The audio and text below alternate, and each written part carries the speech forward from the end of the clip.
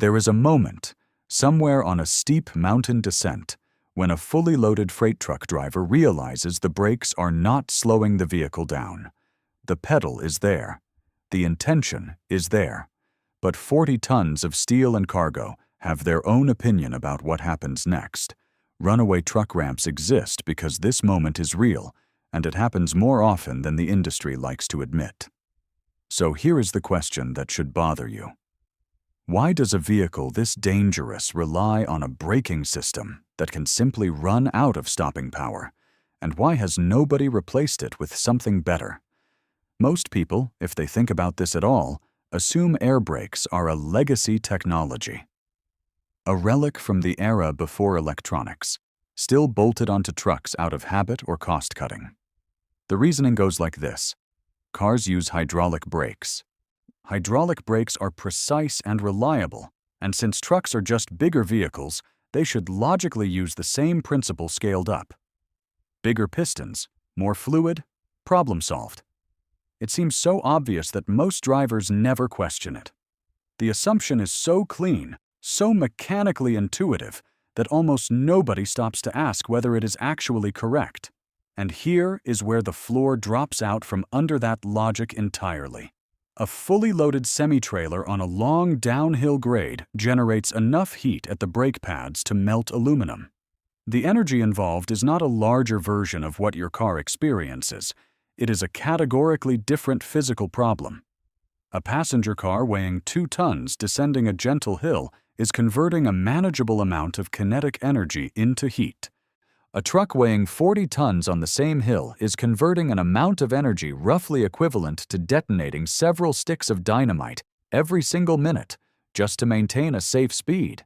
If you stacked the kinetic energy of that truck moving at highway speed in the form of TNT, you would need a pile roughly the size of a kitchen refrigerator to match it. This is what nobody tells you about heavy vehicle braking. It is not a problem of force. It is a problem of energy storage and failure modes. And that distinction is the entire reason compressed air became the answer, and has stayed the answer for over 100 years. Here is how it actually works. The air brake system on a modern truck is pressurized continuously by an engine-driven compressor, and storing compressed air in tanks typically running between 100 and 120 pounds per square inch. When the driver presses the brake pedal, they are not directly actuating anything mechanical. They are metering a signal in the form of compressed air that travels to brake chambers at each wheel. Inside those chambers, the air pressure pushes against a diaphragm, which moves a rod, which rotates a cam, which spreads brake shoes against the inside of a drum. The driver's foot is essentially a valve operator. The actual braking force comes entirely from the stored compressed air. And this is where the system reveals its real genius, because the failure mode is built backwards compared to everything else in a vehicle. In a hydraulic system, the default state is no pressure. The brakes release when fluid pressure drops. And this means a leak, a broken line, or a failed pump produces a truck with no brakes whatsoever. In a pneumatic system, the default state under spring tension is fully applied. The compressed air is what holds the brakes off. The moment pressure drops below a safe threshold, powerful coil springs inside the brake chambers automatically push the brake shoes outward and clamp the wheels. The truck stops itself. This design philosophy, building the catastrophic failure into the safe outcome rather than the dangerous one, is called a fail-safe architecture, and it is the reason air brakes became mandatory on heavy vehicles in virtually every country on Earth. The story of how we learned this lesson did not come from a boardroom.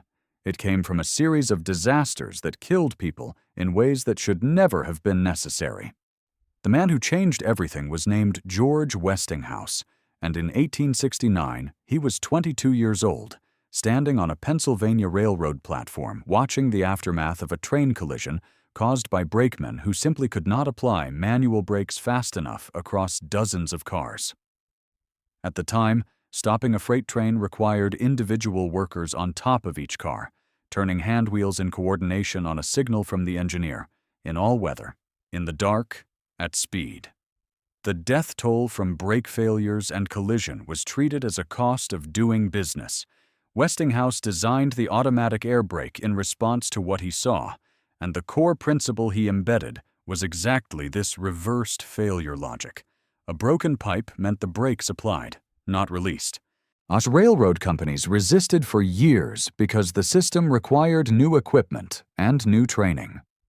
The federal government eventually mandated it after the Railroad Safety Appliance Act of 1893, following a government study that found trains equipped with Westinghouse brakes stopped in less than a third the distance of manually braked trains. When trucks appeared decades later, they inherited the same philosophy Westinghouse had proved on rail, because the engineers building those early vehicles had grown up in a world where the lesson had already been written in blood. Once you understand this principle, you start seeing it everywhere, and the recognition is a little unsettling in its scope. Every time you release the parking brake on a car by pulling a lever rather than pushing one, you are using a spring-loaded fail-safe logic. Every elevator in every building you have ever been in uses a similar principle, where cutting power applies the brakes rather than releasing them. The dead man switch on a train, the one that stops the locomotive if the driver loses consciousness, works the same way. The retractable landing gear on commercial aircraft is designed so that hydraulic failure causes the gear to fall and lock into the landing position under gravity, not to stay retracted. The pressure relief valve on the boiler of your water heater opens when pressure exceeds a threshold, defaulting to the safe outcome. The fire door in the hallway of your office building is held open by an electromagnet, and the moment the fire alarm cuts power, the door falls closed. A surgeon's electrocautery tool stops cutting the moment the foot pedal is released. Not the moment it is pressed.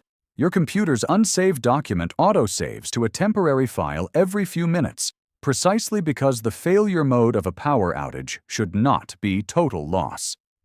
The pattern is ancient, and it appears in every domain where the consequences of failure are severe and the engineer had enough time to think clearly. The honest trade-off here is that air brakes are heavy, they are mechanically complex, and they require maintenance that hydraulic systems do not. The compressor runs continuously, consuming a small but real fraction of engine power. Air dryers must purge moisture, or freezing can lock up brake lines in cold climates. Brake adjustment is critical, and if the automatic adjusters fail, brake fade arrives faster than the driver will expect. And crucially, what the system that makes air brakes so safe on the highway, the spring-applied parking brake, can itself become a hazard if a driver releases a loaded trailer on uneven ground and the landing gear is not set correctly, because those spring brakes will hold until they are pressurized, and then the trailer will move immediately and completely. The fail-safe that prevents one catastrophe can enable another if the operator does not understand what they are operating. And if you think the fail-safe logic behind air brakes is fascinating, wait until you find out why commercial aircraft hydraulic systems are deliberately designed with 3 completely separate and incompatible fluid circuits that can never physically share fluid with each other.